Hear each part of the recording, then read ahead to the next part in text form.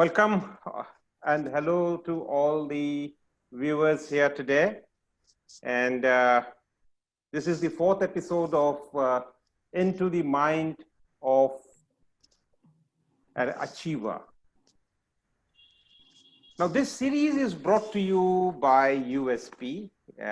This is my own system, which is actually what we call the science of thoughts. Now, the science of thoughts is my trademark technique in which we use the power of your thoughts for better outcomes for your productivity, as also we give guaranteed results that it will definitely give you a very, very positive outcome. Today is Teachers' Day, and we have for this occasion a person who has the ideal combination of a teacher and an administrator. And he is Mr. Paul Machado, De Rosio awardee. He has won this very famous award, and he led Campion School to win the status of top ranking school for 7 consecutive years. So welcome, sir. Welcome to our little talk show. And on behalf of all the viewers, we wish you a very happy Teachers' Day, sir. Thank you, and good evening to all of you. Thank you for inviting me on this auspicious day for all teachers. And I wish Teachers' Day to all. It is not only the Teachers' Day to the ones who are teaching in school or colleges. I think it's a Teachers' Day for all of us, because everyone is a teacher, okay? Is a first teacher of a child, is a parent. Then there are many others who come across, teach our children, teach us, and we learn a lot for our life. So happy Teachers' Day to all. Thank you very much, Mr. Machado. I have often seen you in school, and it's a very interesting sight. Early morning, when the students are getting off their bus or they're just entering the school, I often see you standing there. And you're looking at the children, chatting with some of them. And at the time of the chutti, when the students are going back home, I still find you there. And you're seeing off the students. And that's something I have not, I have seen a lot of schools. I studied myself in 6 schools. But I haven't seen this, that the principal, the head of the institution himself, welcoming the children in the morning and seeing them off in the evening. That's something very unique I saw in you. And I thought that I must mention this to you, that it's remarkable. What is the secret behind this? There is no secret as such, but the children, when they're coming from home, when they see somebody from the school at the gate, they find that confidence in.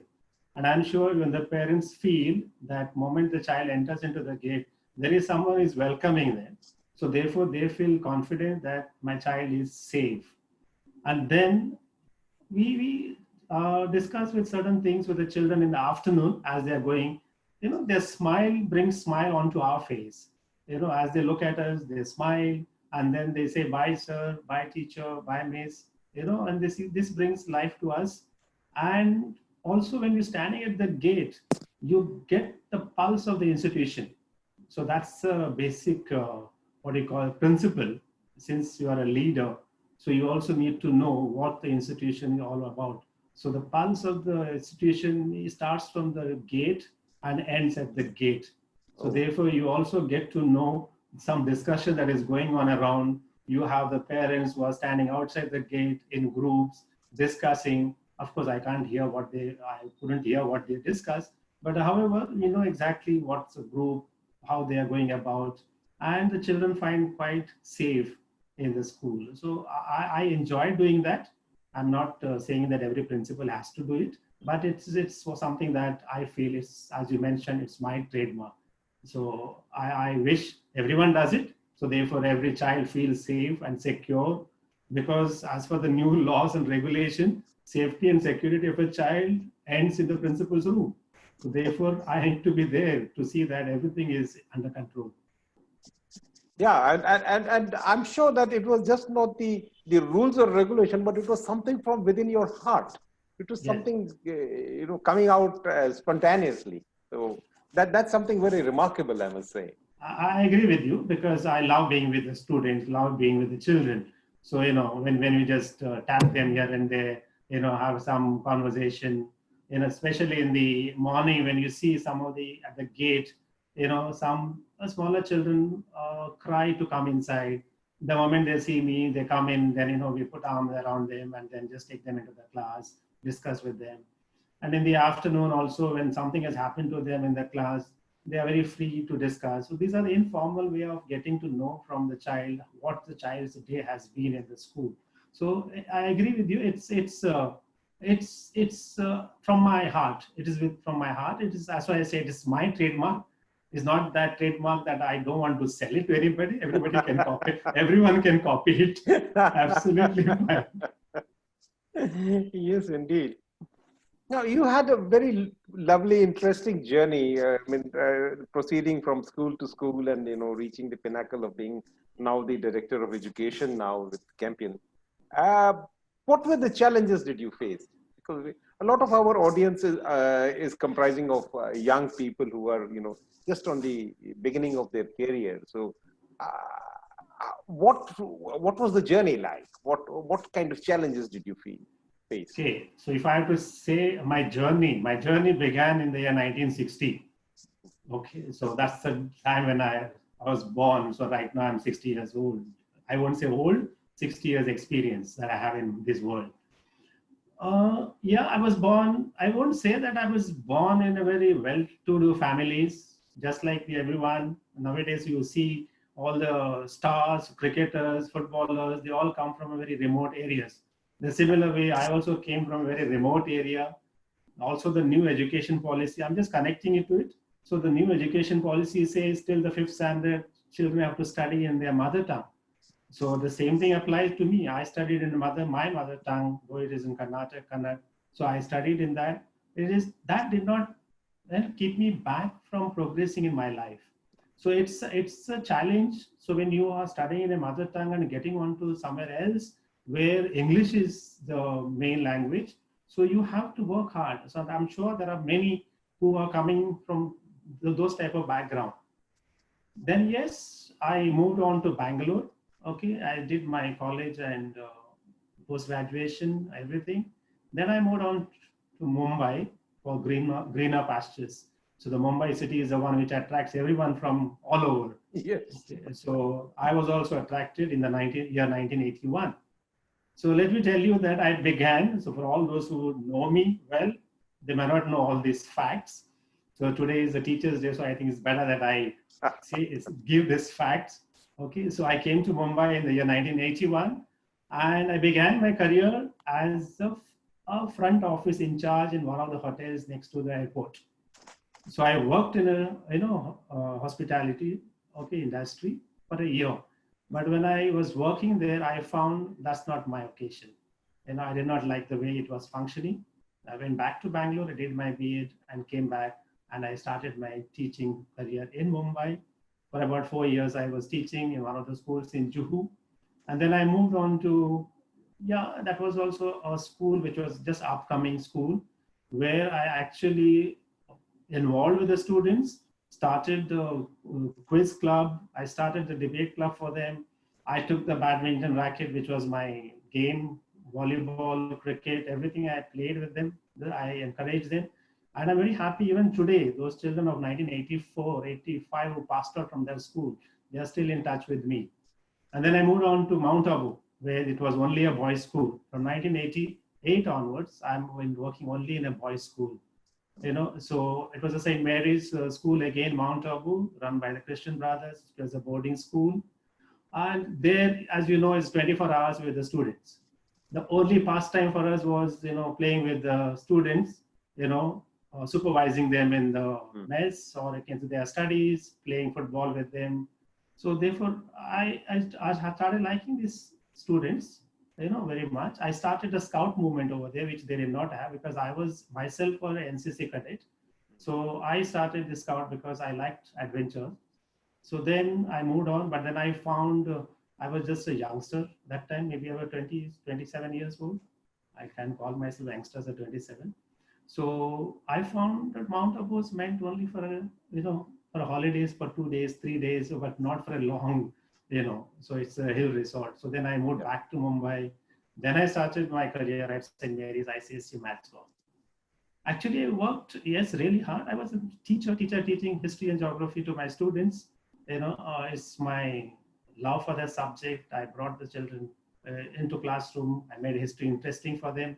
Geography, I took them out of this, what you call the textbook, and into the world, And after that, maybe 90, I joined. In 92, within 2 years, maybe because of my outgoing personality, maybe, or helping without expecting any credits or rewards.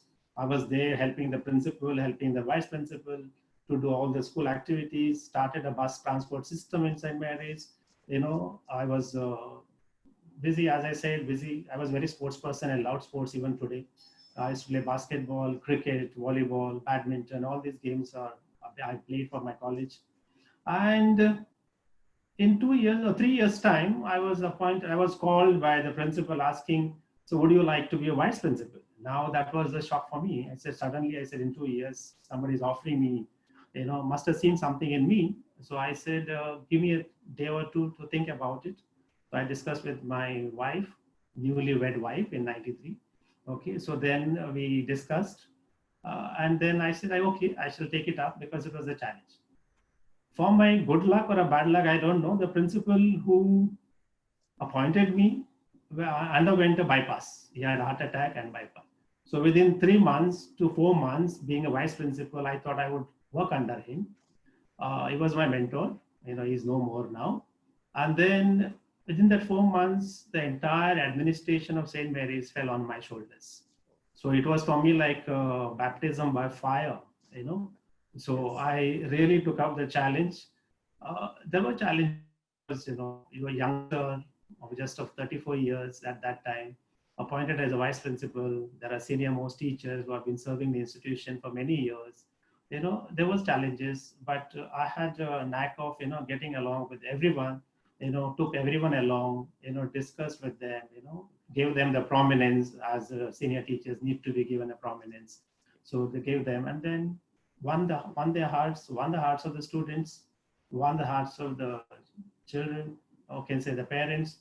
Then from 94 to 2003, I was at St. Mary's as a vice principal.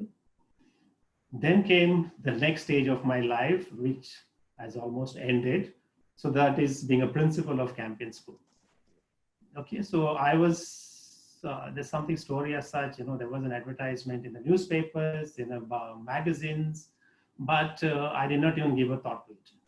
But however, one of those, my mentors called me up and said, Mr. Machado or Paul, are you not interested in this position? So I said, what position? I says, Principal of Campion School.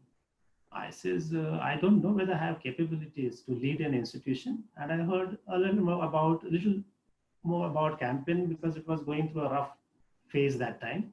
So I didn't know that I would be able to handle that. So there was one statement that he gave me, and that still rings in my mind, and I keep on repeating to my students, or I used to repeat to my teachers. He says, Paul, opportunity comes knocking at your door only once. If you open the door, it will be yours. If you shut the door, it will go on knock someone else's door, and then you will regret. I said, okay, that's a very harsh statement. So I had to think over it. And then the next day I said, yes, I shall apply, and I shall. And then I said, are you going to be there as a mentor for me? He says, I may be there, may not be there. It's your baby. You need to work hard. You need to move ahead. There will be challenges. You need to face those challenges.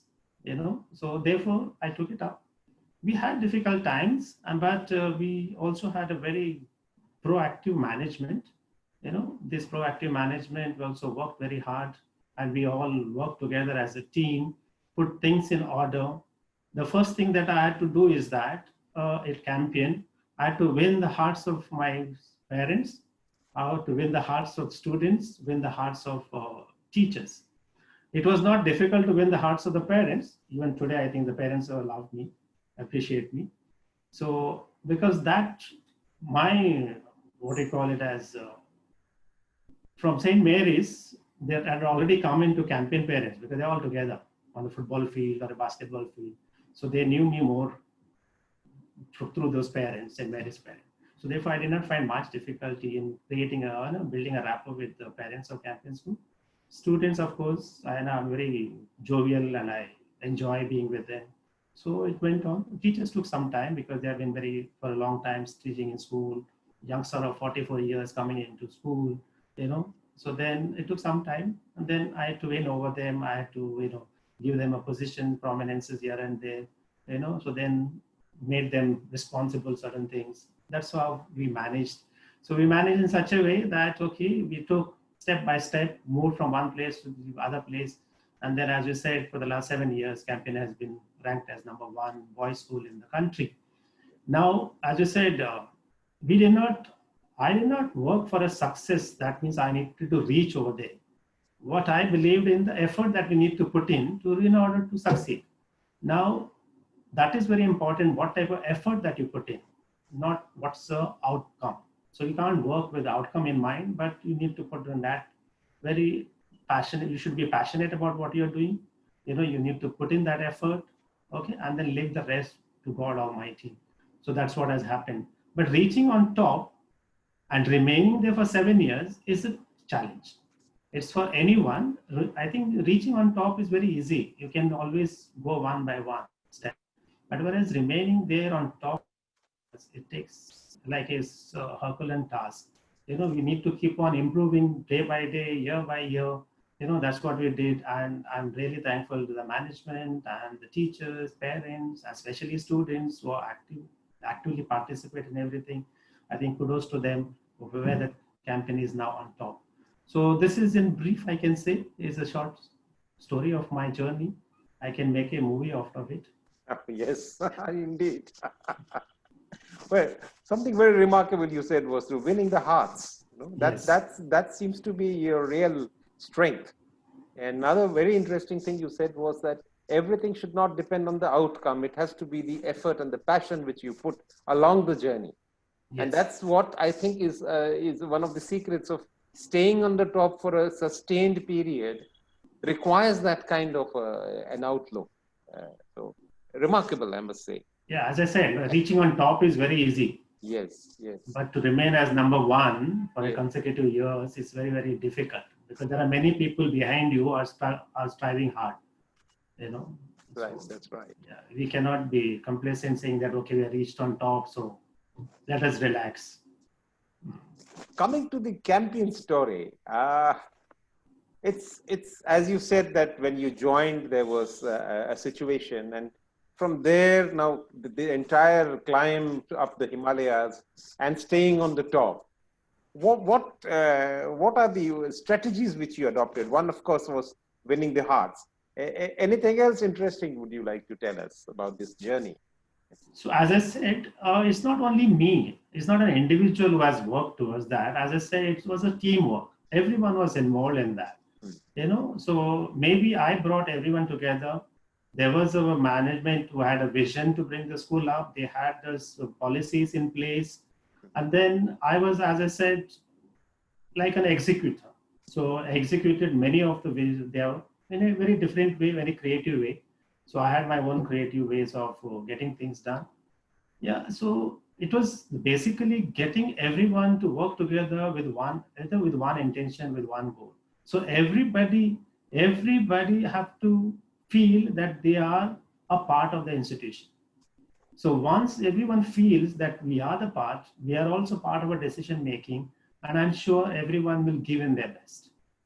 But there are days in schools, olden days, which I don't believe in. The parents were actually supposed to come only up to the gate. Okay, and inside the gate, parents were not allowed. So, there was a barrier between the parents and the school, which actually I tried to remove that. Not necessary that the parents could just walk in and walk out anytime.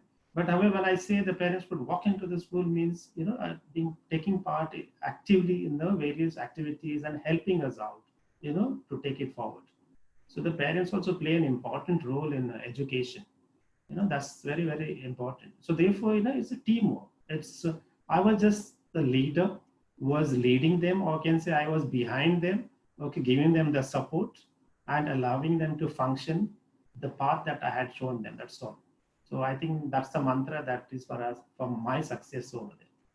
Yeah, the key word I find here is team, teamwork, Yes. team building. That's because what I have also observed, I have seen a little of your work, and what I have heard also is that you consider the child to be in the center, and it's the parents and the teachers and the entire school and the entire environment has to be a supportive environment to the child, and they all work as a team to see to it that that the child grows. So that I think I can visualize this as the real team which you created of not only the teachers who are working with you, but also the parents.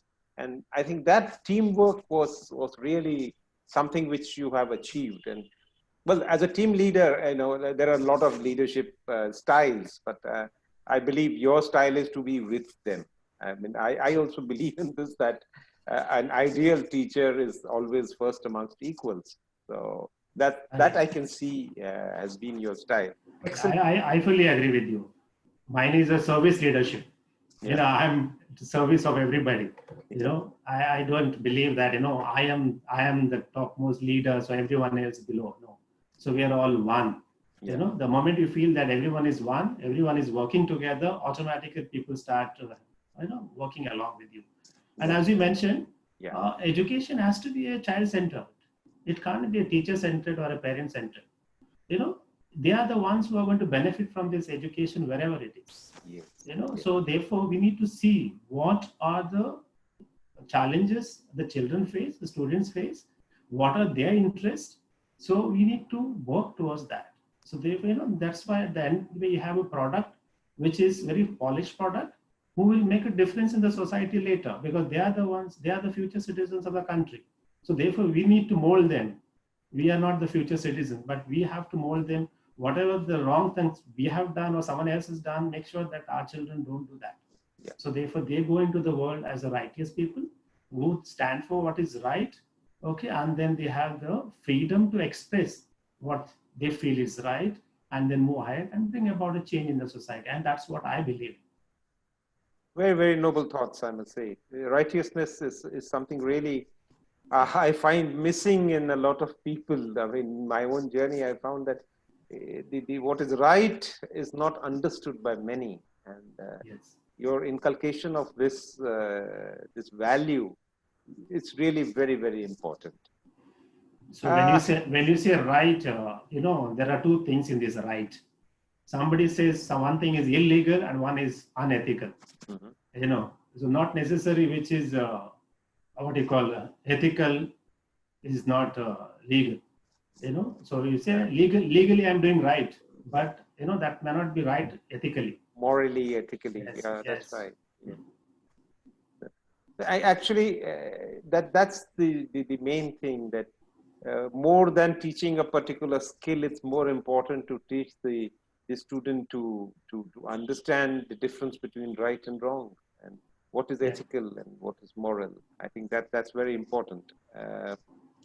Of course, the importance of teachers and Teachers' Day is not lost on anyone, but today we stand at a very, very difficult juncture where it's been almost now five months or so where this pandemic has hit us, and all of us have been going through a very tough time, and especially I find that children who are at the age where they should intermingle and meet with each other, they are now sitting in their homes and interacting virtually.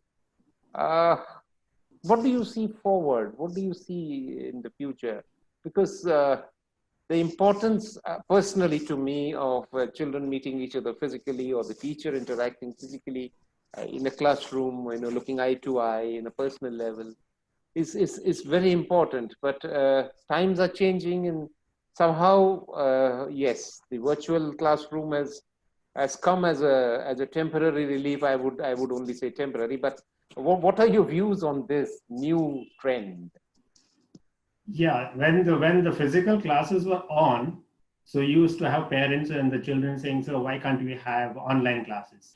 Why should we Okay. come to school every day? Okay. So now when the online classes are started, when will the school reopen?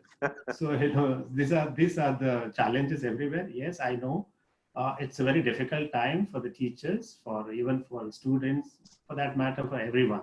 When we began this online work from home or teaching from home, for a few months, and maybe first month, it was fun because everyone said, "Oh, so much of work can be done. We don't have to travel." All those things. Yes, plus points. Mm. But then what happens is, the workload increases being at home. There's so much work to be done. But as you ask me, what is the way forward? I think it's a combination of both now going to be. I don't Yeah. think it's going to be very soon we can see any normalcy coming back. So therefore, I think as a teachers also need to make sure that they adapt to these given situations. That okay, online classes are here to stay. Okay, as well as maybe when the schools open in parts by part. So therefore, there may be offline class and online class combinations. Maybe they. So all these things they have to get used to it. They also need to get used to how these safety measures will have to be followed when this physically the school opens. Yeah. There's a lot of responsibility on teachers as well as students and the parents. So the parents are playing an important role now because parents are also educators. So today the online education, the parents are the main educators, the teachers are the side, and the teachers are got into your what you call it as the rooms. Earlier, the students used to get into the classrooms, so that's the difference. But I'm sure the teachers, whenever the challenges are thrown at the teachers, they are very good at handling it. And I'm sure not only of our schools, but all schools, teachers are handling this, the straight face, or I can say with a brave heart. You're right. Terrible times and good hope for the future. So I think, would you say that there would be a combination of the Yeah, virtual and the real? That would be the ideal way forward? yeah, I that's my opinion. My observation looks like because there will be, even if the school reopens in a couple of months, it's not be 100% attendance because of the various SOPs that will be in place in the school as well as by the government. So therefore, if you have a 30% or a 40% of children coming to school, the remaining 20-30% will remain at home. So you can't be teaching twice. So therefore, there has to be a combination of this offline and online together, and maybe a teacher teaching in the class. So same thing can be streamlined, just like what you are doing, streamline or live streaming at Yeah. home for the remaining, and the other day the other 30 come in. So that is going to be I'm sure they're going to be the new norm. That's what I foresee. And online class is there going to be there. With these online classes, I'm sure there will be a concept which is already there as a homeschooling. The teacher, I'm sure the parents also will take up this homeschooling, because right now at this moment it is like a homeschooling, but through a school. So you'll find even that going to be the future thing now. Okay. Uh, this new education policy which has come up, what are your personal views about it? I'm sure there's a lot of change which I hear. I have not gone through it very much in detail, but I did briefly glance through it. But how do you feel about the new policy? It's a good document. I've gone through that. I have read the first 30 pages of the document because that is what it deals with the school education, 30, Okay. 32 pages. Okay. Uh, it's a good literature as such. It's a good, what do you call, policy after 30, 40 years. But my only worry is that how it's going to be implemented. So, they are giving a lot of emphasis on skill building, which is very important. There are maybe up to class 5, the child will study in a mother tongue, but there also is option. The government, state governments can take a call on that. And then there is what do you call it as after 6th standard, a child can offer a vocational subject. And then from 8th standard onwards, the child can offer whichever the subject that he or she likes it. So there's an option. Okay, but there's going to be a lot of difficulties in executing it. There are a lot of structural changes to be made.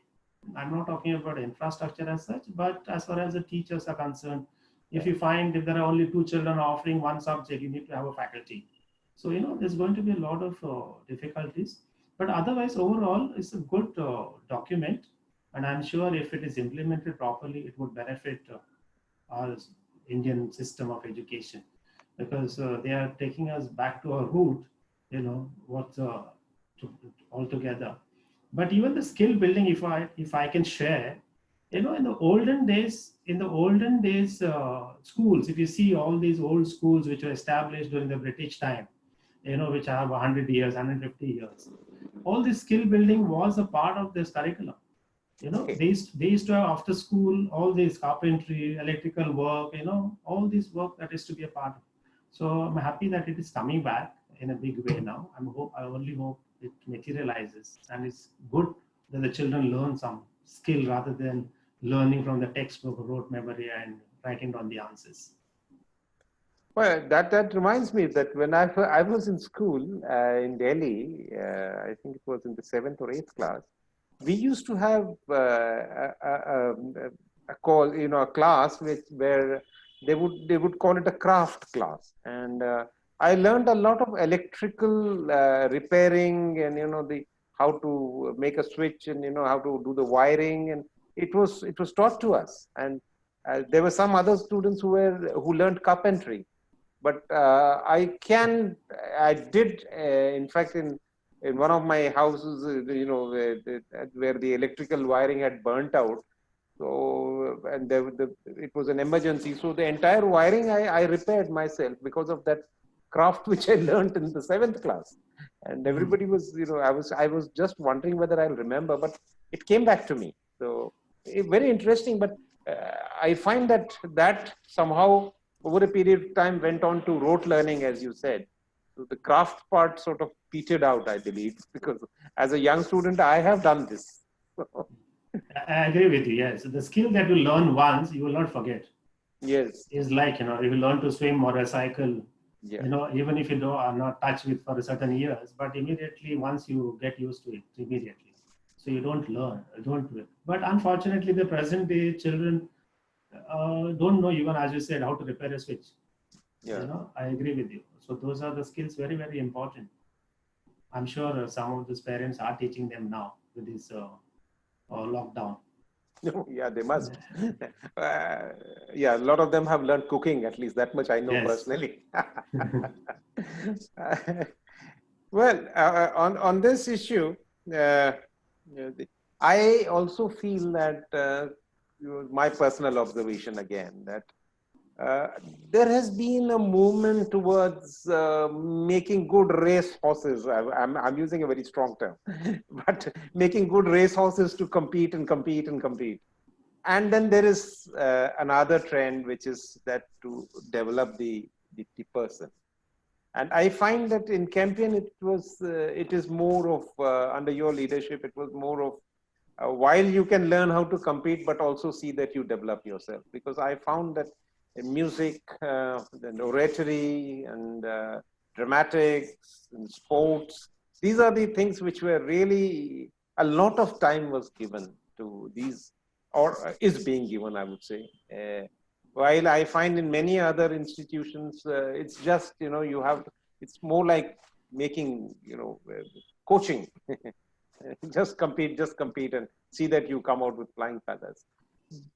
Would you say on a personal level that the system which we have of competitiveness has become so overwhelming that we're just creating and producing people just to compete, and once they cross the finishing line, after which they just drop everything else and then they get into some other role? The continuity of, again, the values and the morals, does it really continue? How would you say that? What would be your opinion? Yeah, I agree with you, but the system is such outside, so competitive. The parents are worried about the children's future. So they would like the children to get 99.99% now, because 100% is less now, because maybe a daytime they will come, maybe they score more than 100 now in a couple of years. We never know. So, but what schools can do is that till the 8th standard, they can develop the children's unique talents, because every child is unique. Every child has a different talents. But unless the institution provides them a platform to showcase their talents, the child doesn't know, parent doesn't know what is he good at it. So therefore, we strongly believe that up to class 8, everyone has to take part in something or the other. So therefore, and then we could highlight or identify those talents in those children and then pursue that. And also the teachers also is to talk to the parents and say, oh, your son is good in this, so why don't you pursue that? So therefore that is what it is. Now still I can give an example. Yeah. Of course, there are teachers who are part of it. We had one student, I still remember, today he was the first boy to wish me happy Teachers Day this morning. I just finished 12th standard. So when he was in the KG, when we had those non-competitive sports, they had to, walk with a book on their head or something or the other, telegames type, Yeah. and for a music. So the music was played. The rest all were with the book on the head, were walking fast, trying to reach the end. But this boy, moment he heard the music, he kept the book on his head and started dancing. And then he took his own time, walk slowly, and then finally reached. And that's the time when we thought, this boy has a different talent altogether. Yes. So then we saw him in the junior school, where he was very good at gymnastics, where he's good at other activities rather than studying, especially the mathematics. He was getting zero, absolutely zero. And then came in the middle school, 5th, 6th standard. The mathematics teachers of the 5th standard, took that child under their care, and the child bloomed. And you will be surprised when he came to class 9, 8, and 9, and on the awards day, the boy got the awards for mathematics. Oh, really? Yes. And then at the ICSE, he got 95 or 96 in mathematics, and overall he got 92%. A boy who actually did not get 1 mark, even mathematics, up to class 5. Remarkable. Yeah. So, and this boy in the HSE just messaged me when he got 92%. Wow. So, what happened is that during this junior school and middle school, we actually catered to him for his talents. He was very good at debate. He was very good at gymnastics. He was very good to, other extracurricular activities. So we give him a platform to showcase. So moment you give him a platform, what happens is that they become very conscious about themselves. They believe that they can do something, they have something. I think it's a responsibility of every institution to create that environment in an institution to make sure that they are worth of something. That's study, getting 90% is not the only thing, but there are other aspects to life and its growth. So this is what I think every institution should make sure that identify that one talent in a child and then nurture this talent with the help of the parents. Here is the parents and the teachers or institution plays an important role in nurturing these talents. And I'm happy with that. We managed for the last 16 years. And I'm sure this tradition will carry on. Excellent. I mean, this is really wonderful to hear, because actually this is going to be the future of the country, because the citizens, how you build the citizens ultimately decides how your country is going to shape up in the future. Yeah, excellent, sir. Finally, I would ask you for what do you think is the message you would like to give to our viewers? Today is Teachers' Day, so we want you to tell us, what message would you like to give us? Yeah, one thing is that anybody who is a teacher is, once a teacher is ever, forever is a teacher. Every step of yours is being watched by the students. This is for the teachers. So therefore you have to be very careful how we behave inside, how we behave outside. And also all of us, besides whether you are teachers in school or not, but what we need to keep in mind is that we need to have a very patient listening ears to everyone. So if you are at administration level, or even if you're a parent, even if you're anything, you need to make sure that you give that patient listening to a child. So moment you have that listening ears, automatically most of the problems will be solved. And then nobody asks you for what you call answers but there are people who need to listen to somebody. Now, if you file outside in the world, there are very few people who actually sit and listen. That's why there are problems are multiplying. So the moment the problems have to be reduced, then somebody has to sit and listen. And that's what I believe strongly. Listen, listen, listen. Don't stop a person from coming and sharing his thoughts. So this is what I strongly believe in. That's really a good message. I do see, stop listening. They just, there's a difference between hearing and listening, and people just don't listen. The cacophony has increased so much. I mean, I see it everywhere, and in that I see a ray of hope in what you say. It's really a beautiful ray of hope. We must listen. Otherwise, cacophony will drown everything else. Very well said, sir. And I'm sure that our viewers will take this lesson, and we will all be a nation of people who will listen rather than commenting, understand, absorb. And unless you listen, you really can't learn. That's a beautiful message, sir. We have some questions, and we have some esteemed panelists with us. And we would like to leave the forum open to them. Two questions have come to me in writing, so I'm just reading them out.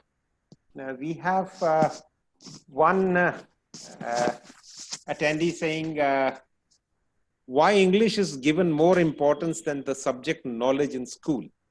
How can we overcome this? That is one question. And the other question is, he says he's a campionite from the 2013 batch. First of all, let me say Happy Teachers Day. My question is, do you think the mother tongue requirement in the NEP is going to hamper ICSE schools and make IB and IGCSE schools more attractive? These are two questions which have come. So could you answer that, sir? Okay, the English is, in an English medium school, yes, they may give a preference to English, spoken English, but not necessary that the other subject and concepts are set aside. Okay, because it's a medium of instruction, so naturally it's a spoken language. So the concepts are taught in that language. As a mother tongue, when people who come from a vernacular language into English medium, then what happens is that a child will try to understand it in his mother tongue and then express it in English. So that's a difficulty. That is why the government is making it mandatory to make sure that they learn in the mother tongue. Okay, that is first. But I don't know how far it will come true as a mother tongue. But there is a lot. Still, it has to be decided by the state governments. It is not final. So therefore, the second question that ICSE, IB and IGCSE or SSC, let's not discuss it right now till the government actually comes with a clear-cut policy on that three-language formula, or you can say mother tongue. Okay. I'm asking the panelists now. The panelists can unmute themselves, and if they have to ask a question, do let me know. Any of the panelists who are there, because if they would like to ask questions on the mic, they're free to do that. There are some chat messages which I got, which I'm going to read out while the panelists come in. There is, let me see now.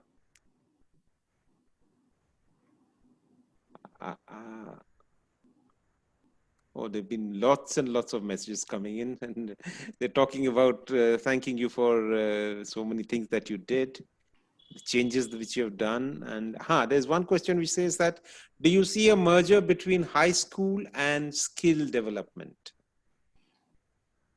I don't think it is. Is a merger means, yes, a skill development is going to be a part and parcel of a curriculum. So the question of high school doesn't, because there is a division now. They say 5 + 3 + 3 + 4. So the high school will be now 9, 10, 11, 12. So therefore, by the time the child comes to 9th standard, he has already taken up one skill, which he can continue, master it, or he can go into the mainstream of his education. So there are a lot of things that they can move in and out. There's a lot of options given in the new education policy. Right. Yeah. There's another question which has come from Mr. Neil Rabb, batch of 87 and parent. What role should the alumni play in institution building? Alumni has gone out of these institutions and they have learned a lot, values and other things. Once they are settled in the society, they must get back to the institution and give back to the institution. I'm not talking about financially they have to give back, their expertise, their time little when they come back. You know, when they come back to the school, when they speak to the present school children, you know, there's a lot of, they have a lot of influence on them. You know, I have noticed that whenever I brought a speakers other than the campaignites, or I can say there's a little more disturbance in that hall and anything. But whenever a campaignites comes and speaks, shares his success story, there's a pin drop silent. So that's the respect that they give to this campaignites. I think all this, anywhere, whichever the schools it may be, I'm not only talking about a campaign, any other schools, I think once you've finished the schooling, it's responsibility once you're settled in your life, everything is done, you have the experience, you need to get back to the institution and share that experience with the present generation. And so therefore they get influenced, motivated to do something good as you all have done. That's very important. Right. There's another question which has come in. Now this is from a lady who's asking a specific question. What is the advice for a first-time principal? This must be okay. The first time principle, first when you go to an institution, that's a basic principle of a leadership. Don't go with your fixed thoughts. Go to the institution, first learn the ethos of the institution, see how the institution has been functioning for the years, learn, get the most important or senior most teachers or other teachers together, learn the tricks of the trade in this institution, because every institution has its own principles, own values, own ethos. Every country, every state has a different thing. So therefore, you need to don't go with your fixed mind. As I said, okay, the moment I sit on that chair, I'm going to bring about these changes. Okay, and when you do that, there will be a lot of opposition.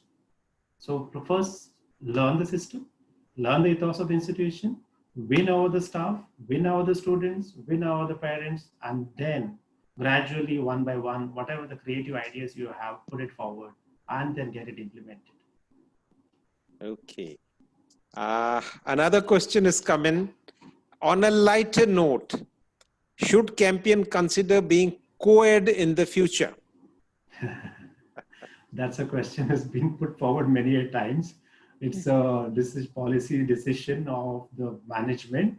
However, maybe in a couple of years, when things change from 10 standards to 12 standards, or maybe you may have the co-ed, but right now I don't think it's possible because of the infrastructure. Okay. One panelist, Adarsh Uke, wants to ask a question. Can you unmute yourself, Adarsh? Yes, you can ask your question. So, sir. Yes, Adarsh. Parents always have high expectations from teachers, but I want to know what the teachers expect from parents. Okay, the parents' expectations is natural. Am I right? Every parent wants the child to do best in her life. The same way, teachers also want the child to do best. Okay, but you also have to define what is best and what is success. Okay, so the teacher's definition of success and a parent's definition of success does not match, then the problem is the child suffers. So I think the teachers and the parents should sit together and see this is the thing forward from our child, or I can say the student and my son, the parent will say. So that is what I can't say, because the teachers have different expectations. Different teachers will have different expectations. Others, your mathematics teachers will want you to score 99 out of 100. The English teacher says, no, Adarsh is doing very well. Okay, it's fine, but he is your music teachers will say, oh yes, Adarsh is very good at music, so he can pursue. Am I right? So these are a different expectation. So what's more important, Adarsh, for you is you must do what you can do to your best of your ability. Okay, and that will bring you happiness. Thank you, sir. Okay. There's another question which has come in. What is your opinion about Marathi medium schools? What improvements should they make? This is a question. I have not gone into Marathi medium schools mostly, but I may not be in a position to answer what improvement, because most of the Marathi medium schools are the BMC run schools.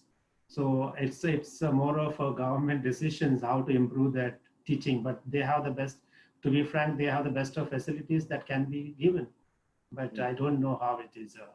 But only thing that can be improved in these Marathi medium schools or any other is maybe a private public partnership, in which the education can go forward. Maybe those public schools can be helped by the private institutions for teacher training, student development, all those things can be done in order to improve. I don't have a first-hand information of any Marathi medium schools as such. I've not visited, to be frank. Okay. Another question has come in and they're just pouring in now. So there's a question from Mr. Rajiv Budiraja who's asking, you mentioned bringing happiness. What is the role of the school in promoting happiness of the child? Yes, what I believed, the happiest child, I think every parent meeting I used to say, the happiest child is the one who comes to school smilingly and he goes home smiling. So therefore, both these areas should create a happy environment for a child at home as well as in school. The moment a child feels, cries and comes to school, then there is something wrong in the school. So therefore, you need to get onto that, matter immediately. The teachers need to be, parents need to get back to the teachers and see why is that my son doesn't want to come to school. And there are students in the school itself sit and play for a long period of time. The parents say he doesn't want to come home. So there is something wrong somewhere. So I think this is where we need to work on how we can, make sure that the child remains happy in both the places. And yes, as I said, no, you spend some time with the child, both parents and the teachers in the school, to find out what are the difficulties that the child is facing, what are the challenges that he's facing. Maybe we can give them certain advice, certain guidelines, so therefore they become a little more happy. So there's one question from Pritchika Anil. How did you continuously motivate the staff to push themselves further and further, especially when you were already at the top?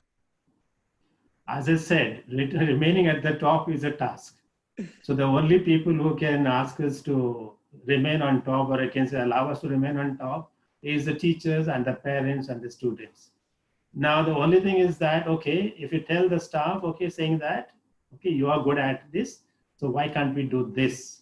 And every time when we speak to the staff, every time when we, appreciate them for what they are doing in public as well as in person, and allow them, give them a certain space to function freely, automatically they want to give their best.